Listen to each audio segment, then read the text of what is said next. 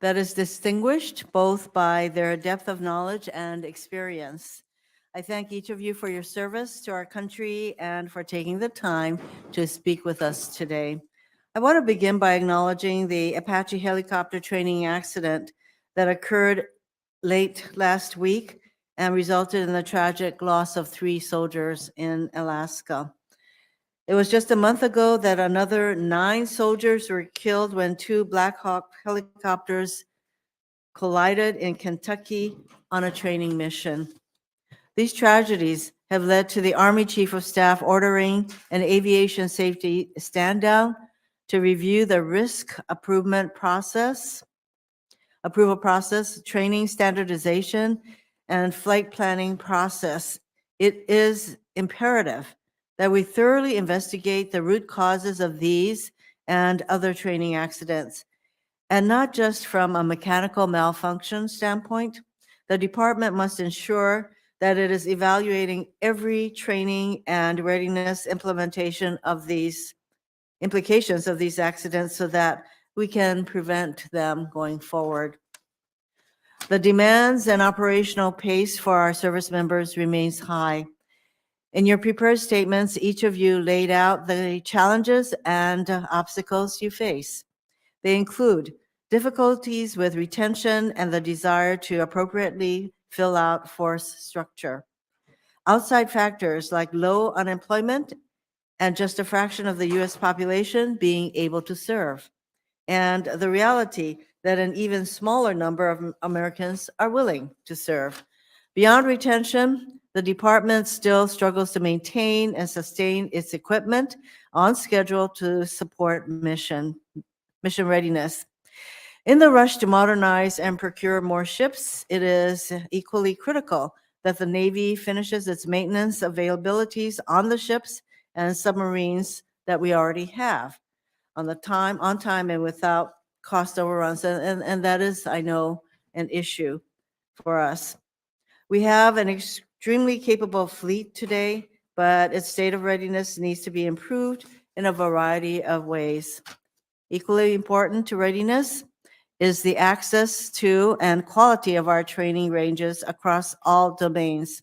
This issue is top of mind in Hawaii, and I'm interested in hearing from the Army in particular about how you will ensure land lease renewals that are coming up in some major places such as Pohakaloa on the Big Island in just a few years are handled with dignity and respect for the people of Hawaii while balancing the requirements to train in the Pacific.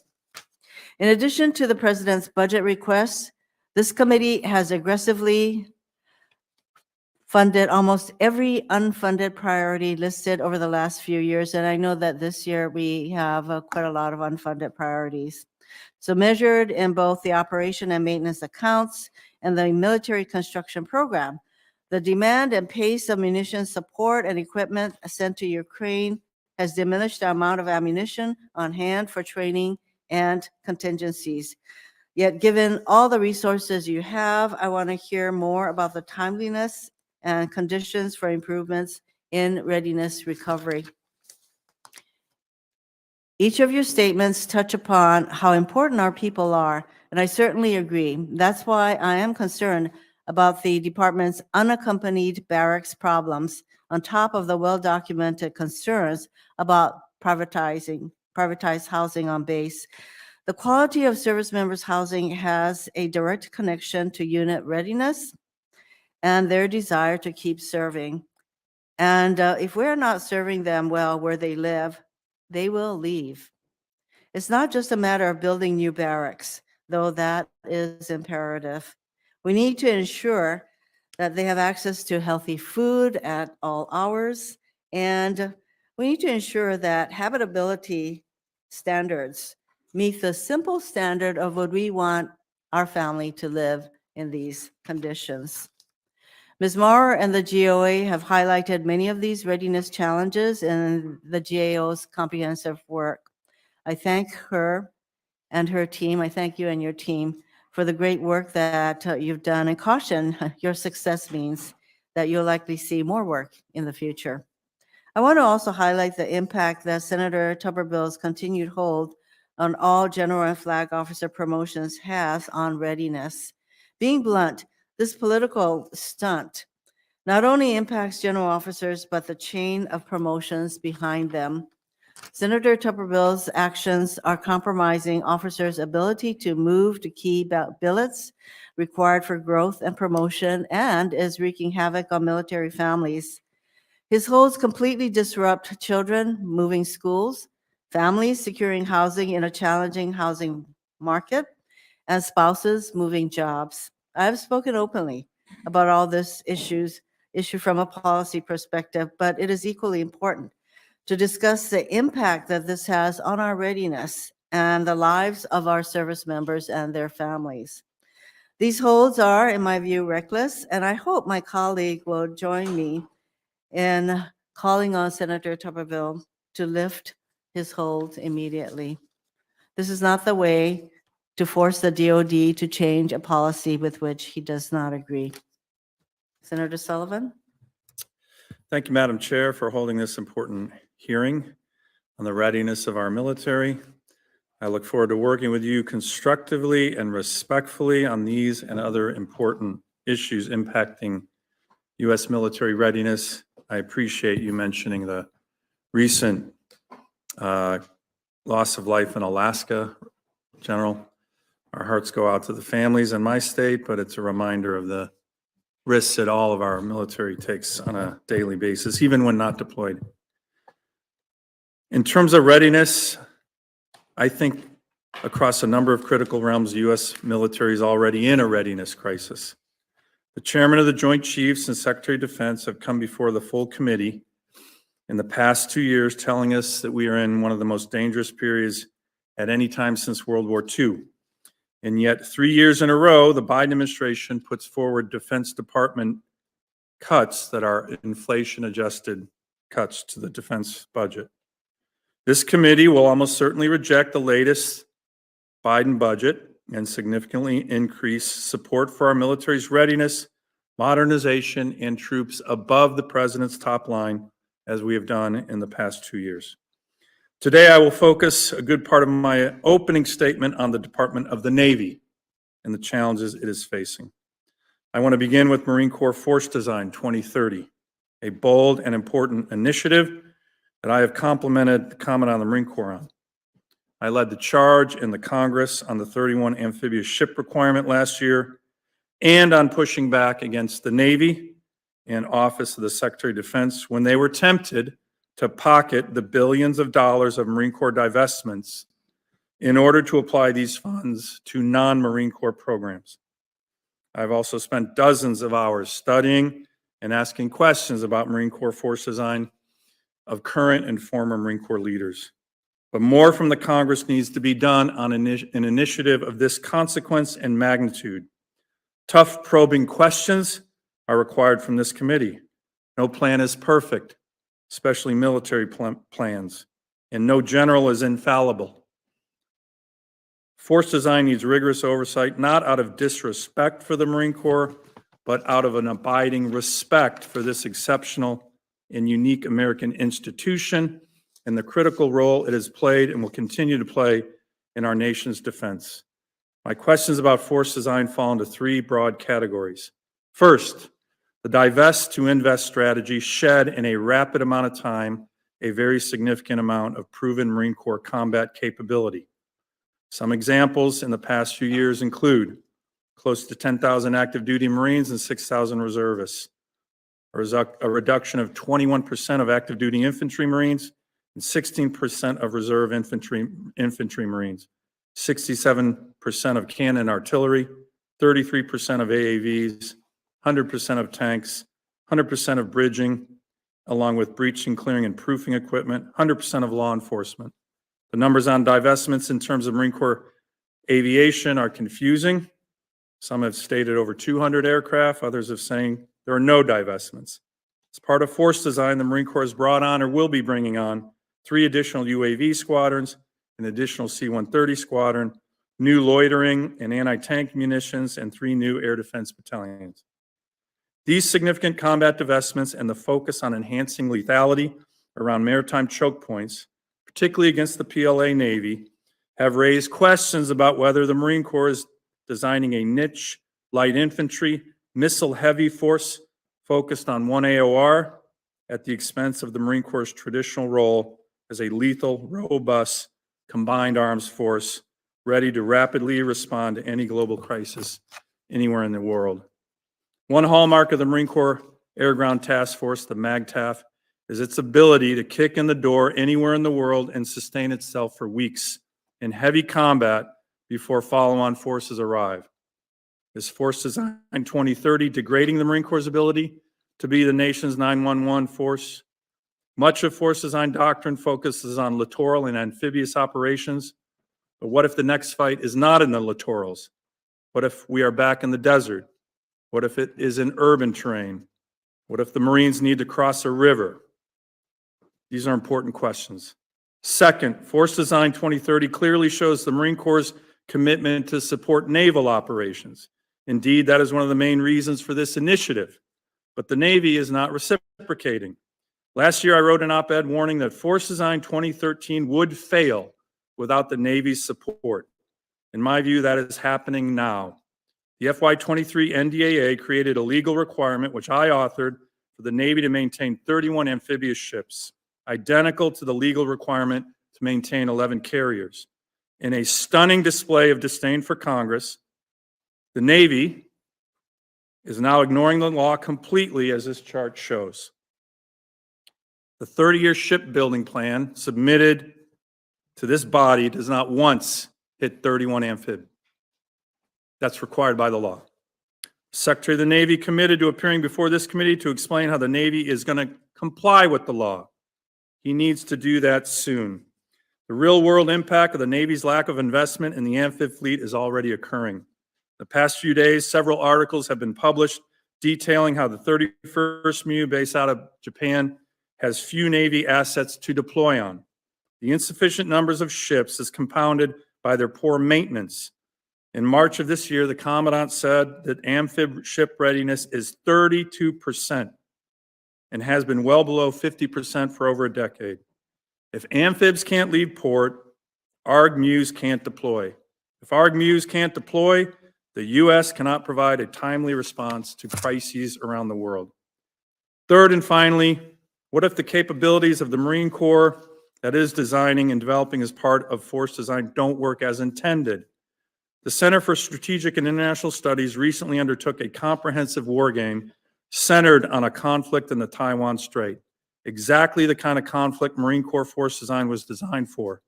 And they were unimpressed with the Marine Littoral Regiments, LMRs, or MLRs. CSIS raised questions about the MLR's ability to sustain itself, how quickly it would expend all its anti-ship missiles, and how it would get to the fight, be it on Taiwan or elsewhere. Does the Marine Corps have the sea lift and airlift to execute its stand-in forces concept using MLRs? The Navy isn't helping. It will only acquire 6 landing ship mediums, LSMs, over the next 5 years, despite the Marine Corps saying it will need 35 LSMs to provide intra-theater lift. And in terms of airlift, it appears the Marine Corps is divesting more assets than it is acquiring as part of Force Design. Given these challenges, CSIS asked whether other services are better equipped to conduct sea denial operations against the PLA Navy. CSIS concluded that could be the case, stating, quote, a squadron of bombers armed with long-range cruise missiles has greater volume of fire than an entire MLR, but without the challenges of transportation and logistics. Finally, let me touch on the other services. Recruiting. The challenges are threatening our all-volunteer force. I would like to hear from the witnesses today how the Space Force and the Marine Corps continue to meet their recruiting goals, but how the Army and Air Force are significantly missing those goals. We want to all work together to make sure that we can fulfill our constitutional obligation to to raise armies, provide for the national security that is so important to this committee. The last thing I want to say is to our GAO witness, Ms. Maurer, we thank you for your work and your team have done on behalf of this committee. Please do not pull any punches today. I don't anticipate you will.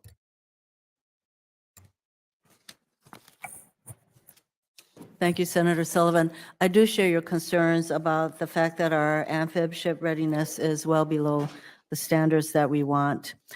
Today's hearing is focused on the current readiness of the joint forces, and I'll just go through the people on the panel today, starting from my left, where you have General Randy George, Vice Chief of Staff of the Army, Admiral Lisa Franchetti, Vice Chief of Naval Operations, General Eric Smith, Assistant Commandant of the Marine Corps, General David Alvin, Vice Chief of Staff of the Air Force, General David Thompson, Vice Chief of Space Operations, and Ms. Diana Maurer, Director of Defense Capabilities and Management at the GAO.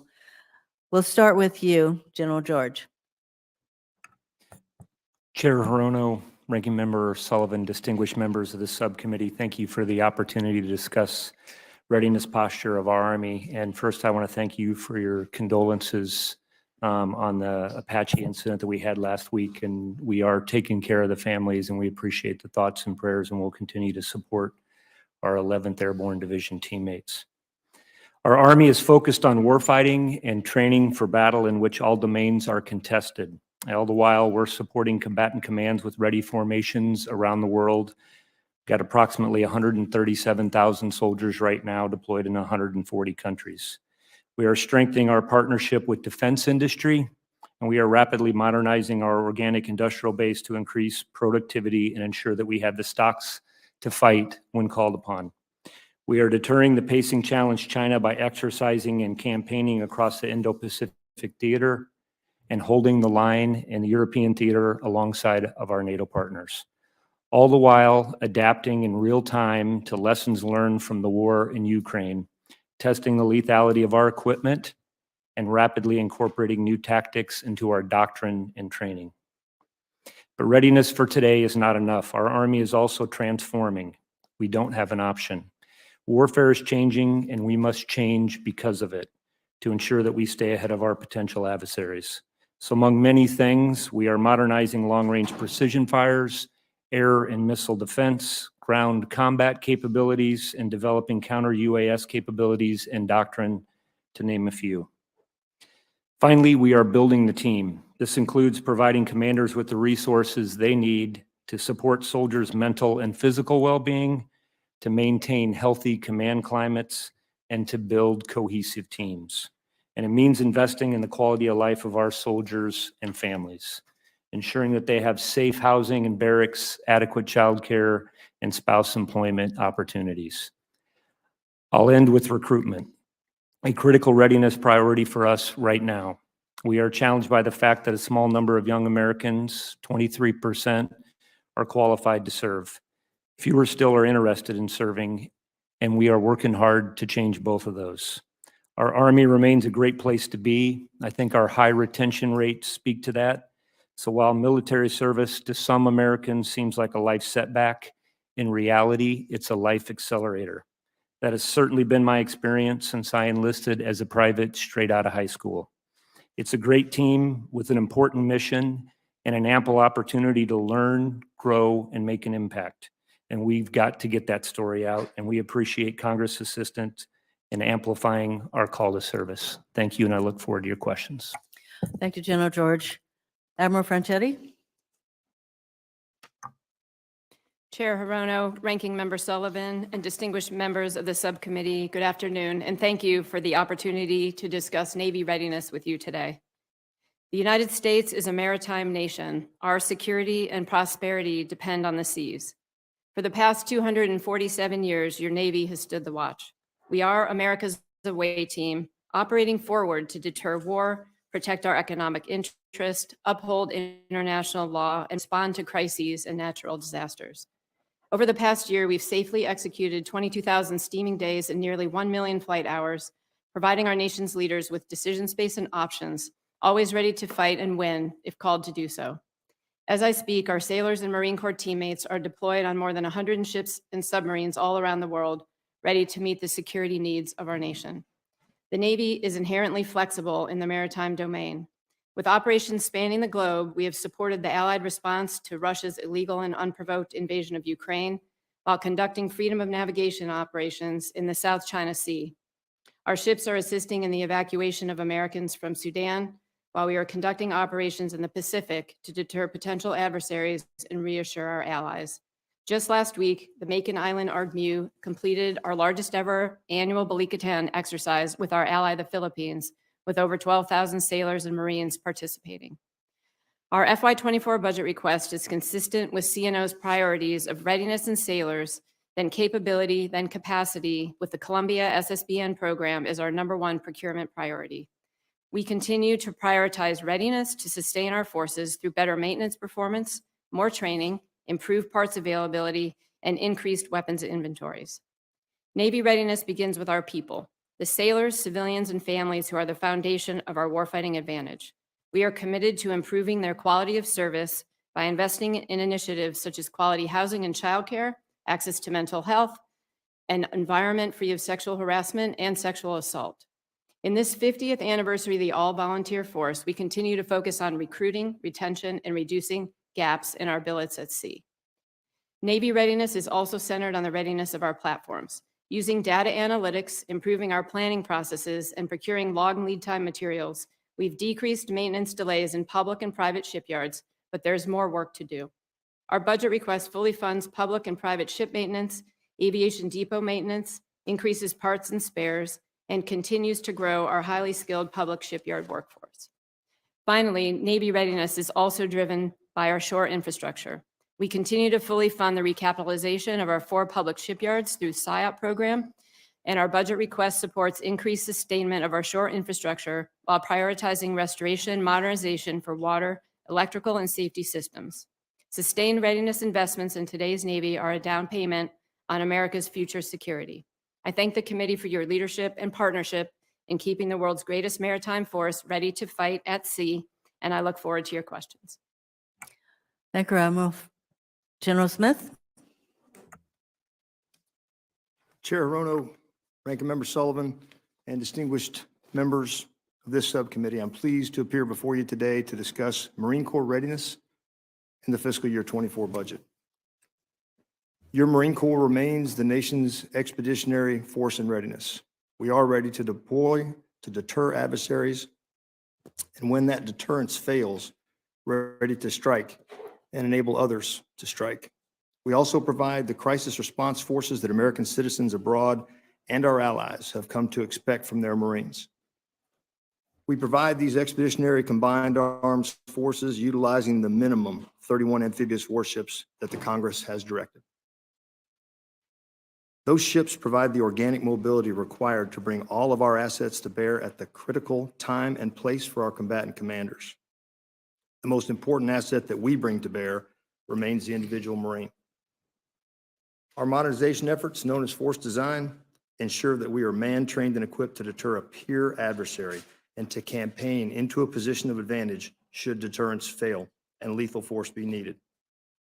Our modernization efforts are required to fight and win on future battlefields. Make no mistake.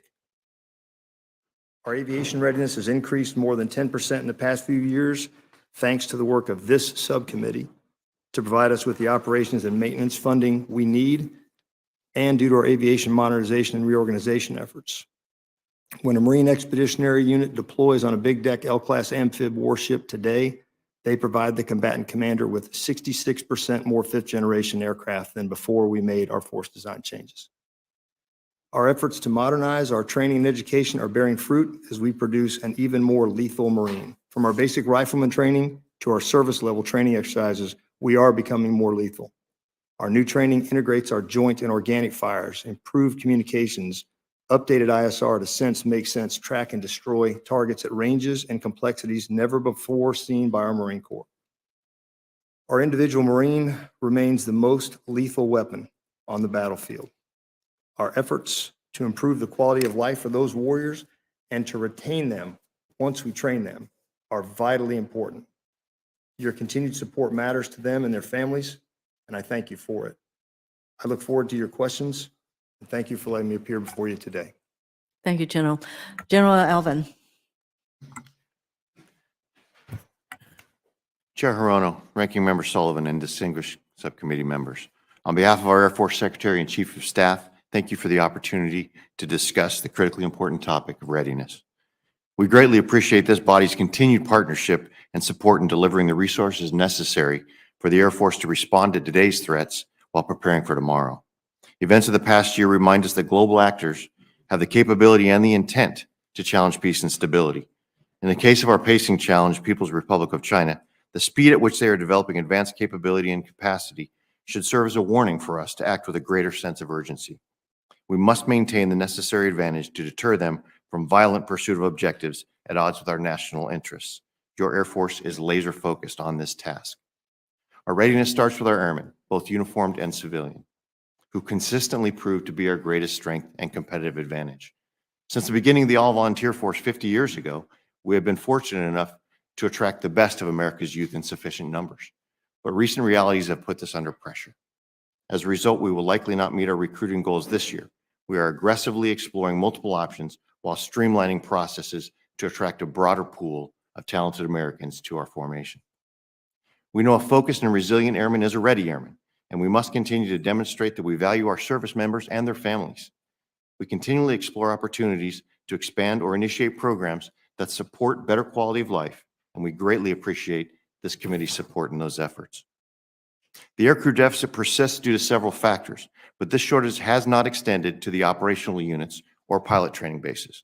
We are continuing on the path to transform our approach to pilot training to increase production while leveraging numerous monetary and non-monetary programs to retain the experience of our trained aviators.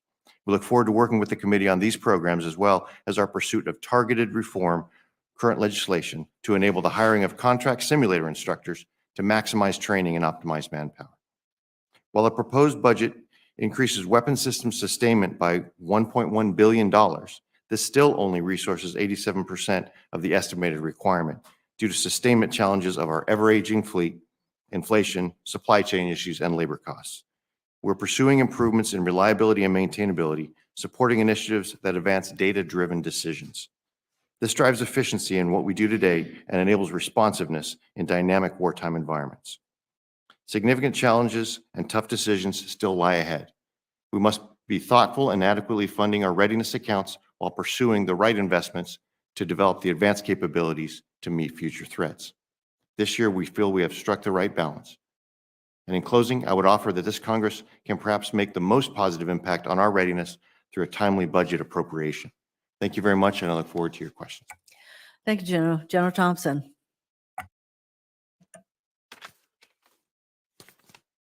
Chair Hirono, Ranking Member Sullivan, and distinguished members of the subcommittee. On behalf of the Secretary of the Air Force and Chief of Space Operations, thank you for the opportunity to testify today regarding the readiness of the Space Force. The capabilities and benefits provided from space are essential to our way of life and crucial to effective military operations in every other domain. The overriding consideration in assessing Space Force readiness remains the dramatic shift to the space domain from a comparatively benign military environment to one that is undeniably contested. This shift was a compelling reason for the creation of the Space Force 3.5 years ago. Since then, with the tremendous support of Congress, the Space Force has moved out aggressively to address the challenges the nation faces in space. We've begun to pivot to more resilient and defendable architectures to ensure soldiers, sailors, airmen, and Marines have the space capabilities they need across the spectrum of conflict. We're designing and developing constellations that address the migration of missions to space, including moving target indication, domain awareness on land, at sea, and in the air, command and control, and the movement of data to enable the way the Joint Force expects to fight in the future. Finally, the Space Force has begun the shift to a new training and readiness approach, the Space Force Generation Model. SPA 4Gen reached its initial capability on October 1st, and once complete, will deliver space forces that are truly ready against the pacing challenge. The President's fiscal year 2024 budget request reaffirms the Space Force's commitment to that threat-informed shift. It extends the pivot to more resilient architectures based on proliferated constellations, intelligence-driven space domain awareness, aggressive cybersecurity, measured investment in space superiority, and combat credible forces anchored in a full spectrum test and training enterprise. While much remains to be done in all of these areas, the main challenges to Space Force generation today are twofold. The first challenge to creating a combat-ready Space Force is an advanced full-spectrum test and training infrastructure with high-fidelity threats, realistic mission simulators, a professional aggressor force, and a suitable range. This system of systems will allow us to validate tactics, test system limitations, and train operators in live and synthetic environments against a thinking adversary.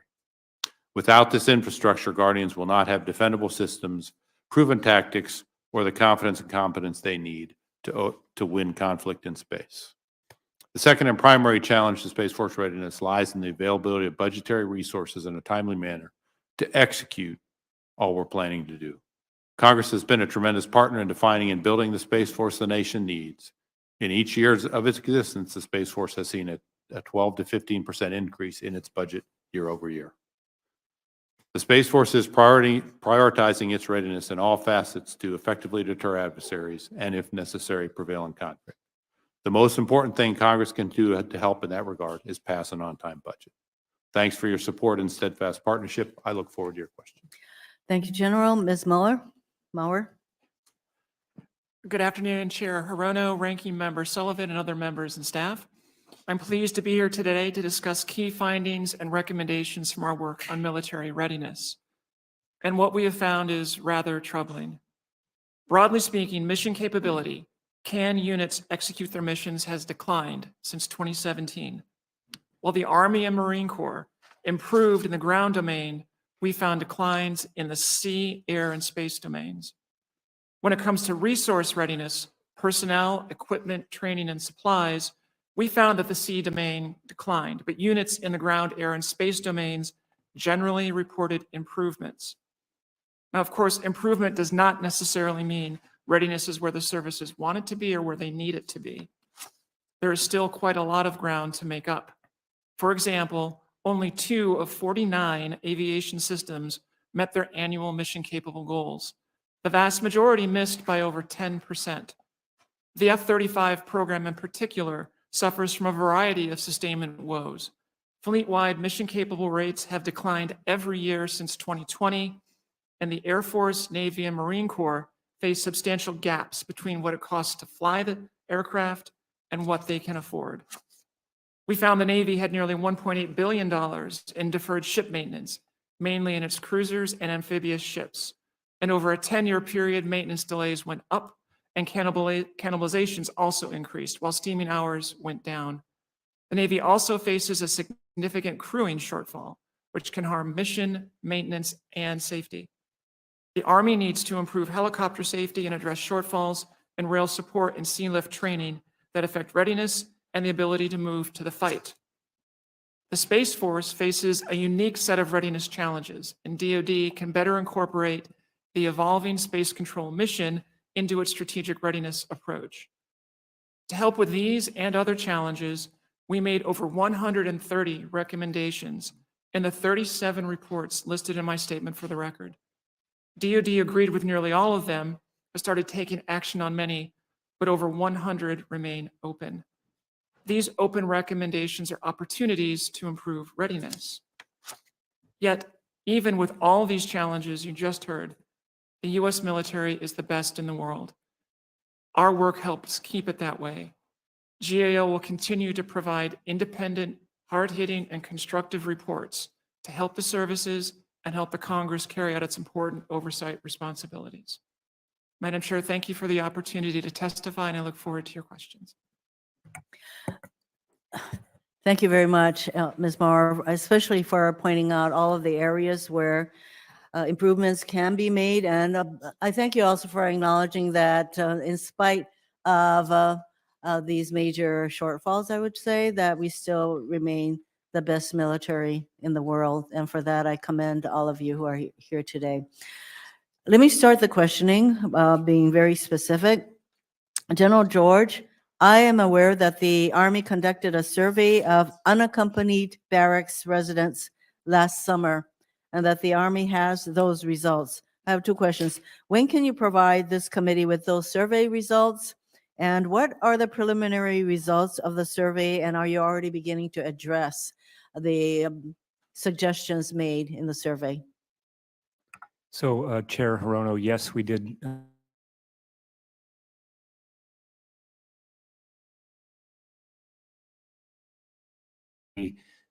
to conduct a survey on what they would want as we're building barracks. We're going to be spending $1 billion a year, and it's got to kitchenettes, size, common areas, and those kinds of things. So that's what the survey was for, so that we could get design feedback as we start to build, barracks into the future. So we'll certainly, I know we normally provide data on housing, and we'll look in June, I think, is when we could provide. I don't see any reason why we couldn't provide those survey results.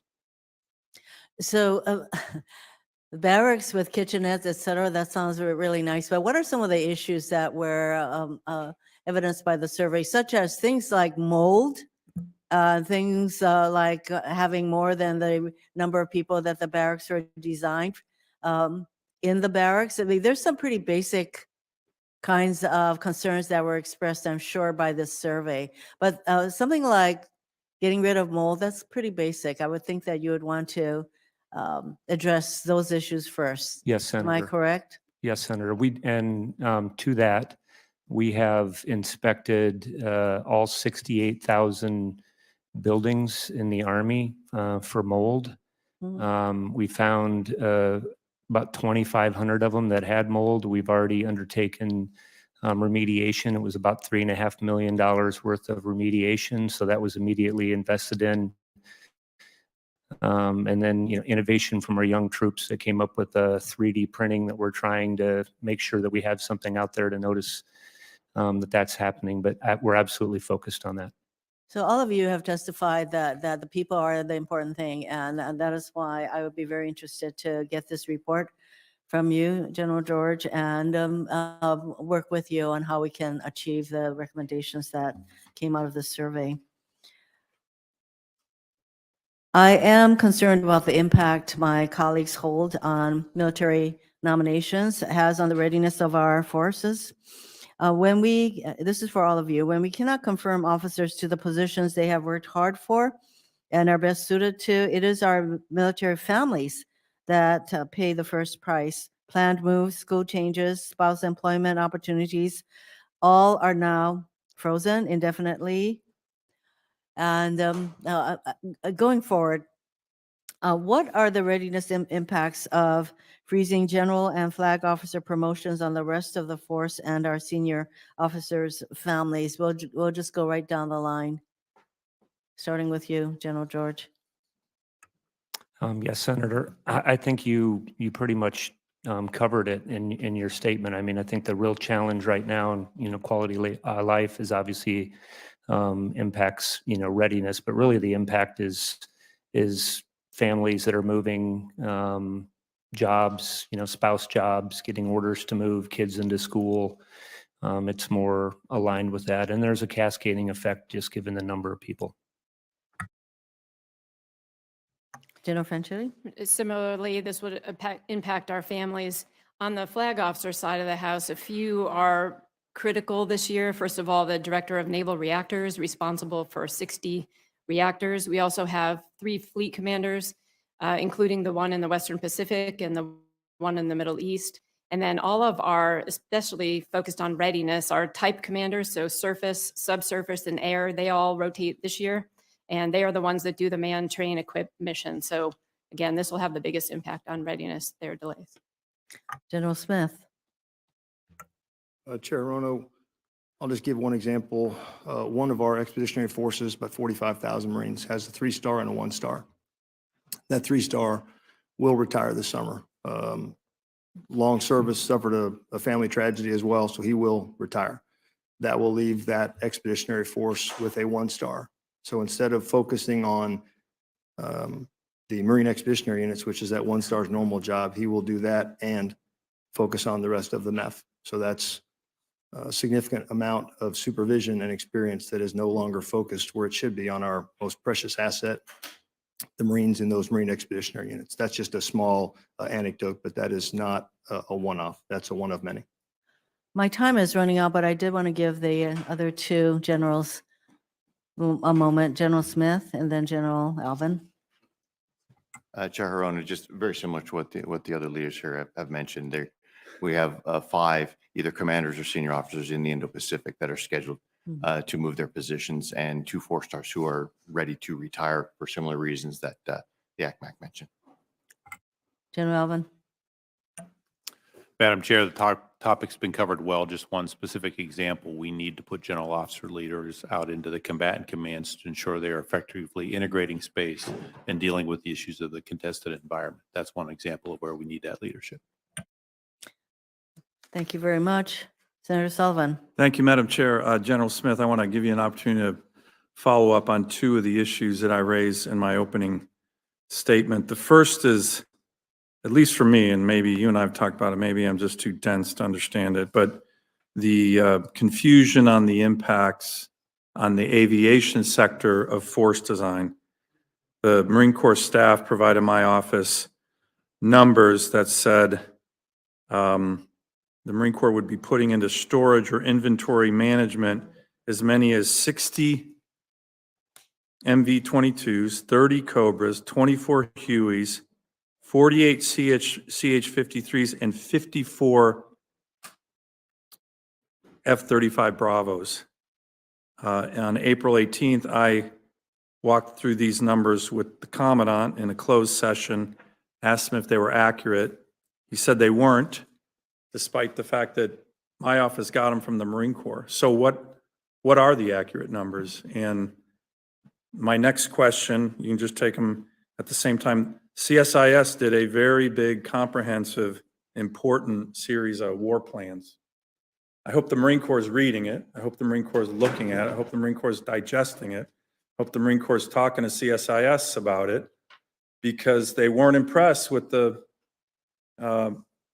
Marine Corps littoral regiments. They didn't think they worked very well. Marine Force Design is designed exactly for that scenario. And you have a big war game that says it's not really working.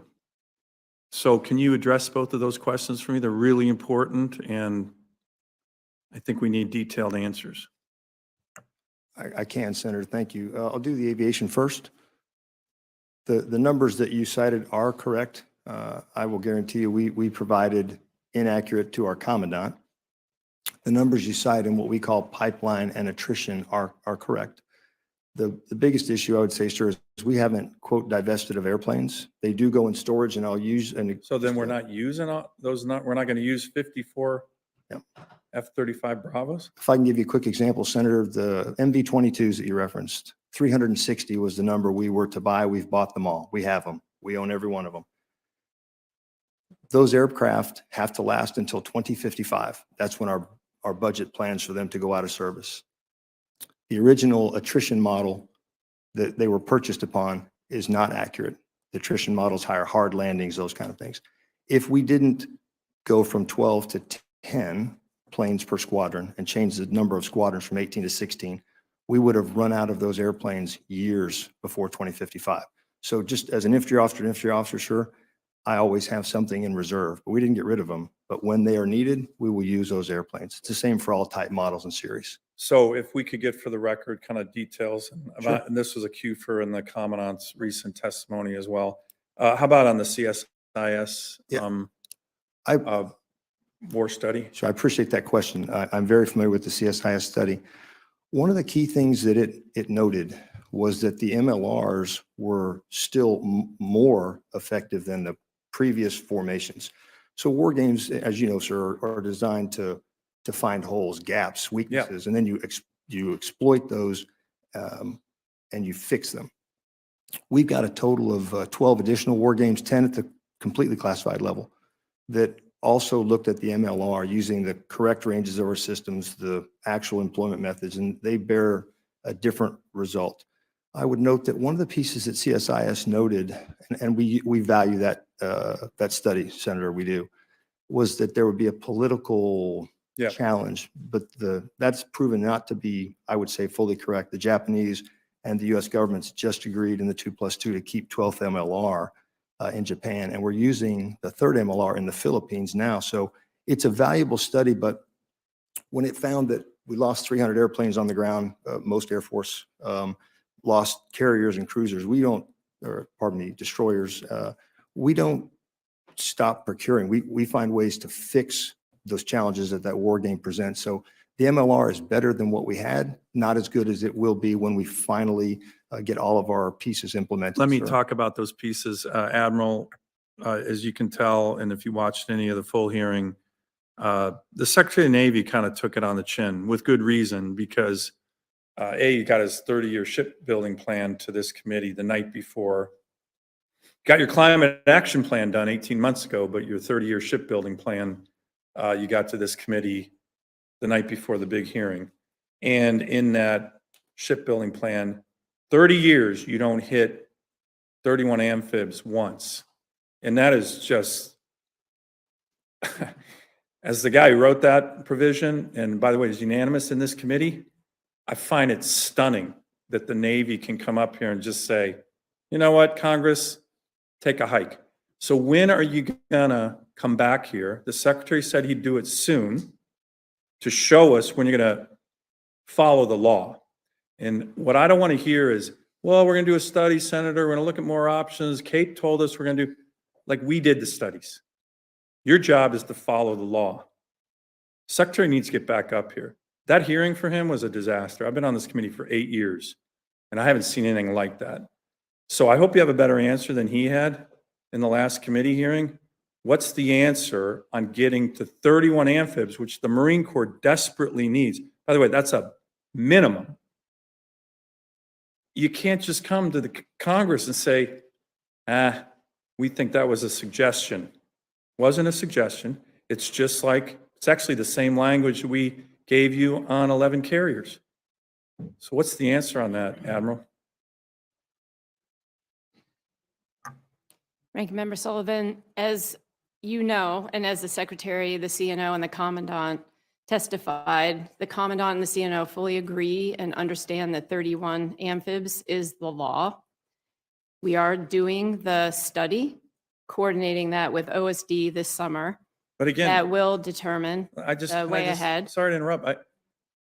We did the study. Again, I don't understand why you keep telling us we did the study. You're done. You don't have the option of doing so. You just have to follow the law. I don't know why this is so hard on the Navy. We did the study. We did the costs. If you don't have the budget for it, request a bigger budget. We'll give it to you. But we don't want another study. We want you to follow the law. I've gone over my time, but can you just answer that again without saying you're going to do another study? I want to know when you and the Secretary are going to come back here with a plan that doesn't blow off the Congress and the law for 30 years, which is what your current plan. Your plan does not hit 31 amphibs once in 30 years. That is completely unacceptable. Yeah, well. We will finish the study, and we believe that this is a PB 25 discussion. We put an amphib on contract this year. We're going to deliver another one next year. We currently have 32, and we look forward to that discussion as part of the PB 25 discussion. Senator Kane. Well, I want to associate myself with the punchline from Senator Sullivan. I do think that this is a matter for the president's budget, and I know that the service chiefs and you as witnesses don't get to lobby against the president's budget. You know, the president sends us a budget, and you're not going to come and testify counter to it. I think this is at the level of the president's budget. And the commandant was pretty clear in the hearing that 31 was not only the law, but 31 was the requirement in terms of the military mission. And when I asked him point blank, does either the president's budget or the shipbuilding plan get us there? He was one word answer, no. So I think the punchline is we are expecting an answer. We understand, I understand that you're not going to come in here and lobby against the president's budget. That's not what you do. But I think we do need to find what's up, especially since this is the second year where we've had this conversation with a set of mixed messages. And my friend Katie, I want to just share with you, I have been visiting some of our private surface ship yards in the Hampton Roads area, and I've heard a very particular challenge that I think could be easy to fix, could be that might help us with getting ships in and out of repair in a timely way. Because, I think there's been some suggestions that oftentimes ships under repair don't come out timely. The Navy has a stated policy on these repairs, and we're not talking about the mid-career refuels of carriers. We're surface ship, non-nuclear repairs. The Navy has a policy of trying to enter into the contracts on these repairs 120 days before the work's supposed to start. But it's more common that the Navy enters into a contract 30 to 60 days before. Okay, we need to have it in dock in 45 days, and we need to have it in dock in 60 days. That makes it really hard for the shipyards to staff up. They're bidding on work, they get a bit of work, they're really excited about it, but the labor market's really tight right now. And so if they're getting the contract and being told, and you got to start the work in 60 days, it's hard to staff up to really go at it from day one. Whereas if you can get the contract 120 days out, which isn't that long, that's 4 months, at least the NASCO General Dynamics and the BAE shipyard, these are the two that I've been at in the last month, say if you can hit that 120-day mark, they can staff up and be ready on day one and then really comply with time guidelines. At least one of the shipyards was saying, even though it's dramatically shorter than that, they still think they have a pretty good track record of turning the ships out according to the Navy timetable. But that doesn't seem like an unreasonable request to me, that we try to enter into contracts and then give the shipyard 120 days from the date of that contract being signed to fully staff up. And I think if you can do that, you'll get ships out the back end in a lot more reliable and regular way. And I just wanted to kind of report that from the field as something that I'd like you to pay attention to. General Drudge, I want to congratulate you on your nomination to Chief of Staff of the Army. Just say that really quickly and ask you this question. What's the Army doing to ensure a constant supply of energetics in order to meet current and future munitions requirements and maintain a responsive organic industrial base, particularly as we're talking about the support that we're providing in Ukraine that can have the effect of diluting some of our efforts in that way? Yes, Senator. Obviously, the organic industrial base is critically important. We spend a lot of, I would say, right after recruitment, for us, something that we're talking about all the time. We've invested about $1.5 billion in the Army budget on that for our OIB, and then thanks to the supplemental, there'll be another 1.6 billion. And for example, down at Radford is one example of some investments that we're putting down there. So, and as I think you can see, I think, or you may have heard, there was another, I think we did there was a $5 billion deal just done here for Gimler's. And so it's also the defense industrial base that we're working on. I think what's helping us is the multi-year procurements. Another thing that I think that we've talked about and we need to look at is, what do we do to your point, is stockpiling? What are ways that we can get, because we've had some of these supply chain issues, that we would actually have this stuff that we know we're going to need, and we're really supporting the joint force. So we're looking at all of those things, Senator. I appreciate. Thanks, Madam Chair. I yield back. Senator Mullen. Thank you, Madam Chair. General George, Fort Sill is becoming a hub for innovation for counter-UAS space, and in the process of standing up the counter-UAS university, Lawton has also stood up the Fires Innovation Science and Technology Accelerator in support of Fort Sill for the Army's priority mission. Great achievements and advancements have been made in the counter-UAS technology, such as lasers and high-power microwaves. What is the development and fielding plan for these systems? Okay, Senator, yes, Fort Sill is critically important to us, not just for integrated air and missile defense, in addition to the counter UAS and long-range fires. So that is the center for us for counter UAS. And I mentioned in my opening statement about getting lessons from what we've learned in Ukraine and what we're really attempting to do, and that's happening there. And then we're doing other testing that's out in both White Sands and Fort Huachuca to rapidly innovate with those products. We're getting ready to stand up a counter UAS university that's going to start. We're at initial operating capability. The whole joint force will train there, and that will be full operational capability here in by October. October. That answered my other question. Do we have the right level of investment for counter UAS? I think we do. This year, there was an additional $100 billion that was put towards that. And that's something for the Army as the executive agent really for the Joint Counter UAS. And it's really supporting research and development across all the services that we're focusing on. We're, kind of just helping to facilitate that. And it's a real joint effort throughout. Thank you. General Alvin, pilot training is a major priority for this committee. And Vance Air Force Base, which is in Enid, Oklahoma, is one of the best in the business, training more pilots per year than any other training base in the country. Unfortunately, both the pilot training center and their dorms need major work to reach their full potential.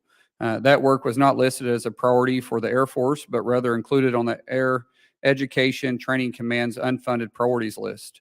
With the nation experienced a shortage of up to 2,000 pilots, why was this work not a higher priority? Well, Senator, you're absolutely right in Vance really leading the way. As a matter of fact, our UPT 2.5 initiative really was started at Vance, and they will be the lead unit for that. With respect to the dormitories overall, there is a dormitory master plan in which actually in the OSD scoring system of the facilities conditions index, 99% of our dorms, to include those at Enid, are above the adequate standard. We'd like them to be better than adequate, but they do exceed that standard. So we are prioritizing those dorms that are closest to 80% or below. But we will continue to look at the Enid dormitories as well as the pilot training. The pilot training center obviously is going to need to transform as we transform in the way we do pilot training as well. We'll continue. Have you visited Vance? I have. I was. Have you seen the training facility? I have not recently seen a training facility. I was just there, and it's literally in temporary facilities, temporary that's become permanent. Sure. And as you said, Vance is leading the way. There needs to be more done there. And on top of that, Vance is leading the way. And then we also received a 2% cut on reimbursements for housing. When I don't think there's any place in the country that's got a reduction in housing. Housing's a competition, and Enid, it's even a bigger competition. I believe that is something we need to get addressed. If we want to recruit the best and keep the best, and unfortunately we're competing with commercials too at this point, but we should recruit the best. We can train the best. We also got to make sure we give them adequate housing. We obviously are never going to be able to compete with the majors and pay, but we also know that most of these pilots are going to be married, and their spouses need to like where they're staying, and they also need to know it's not costing them to be there. And with the 2% cut, I felt like that was kind of a slap across the face. And so, General, I'd appreciate if you'd pay attention to that. Thank you. But that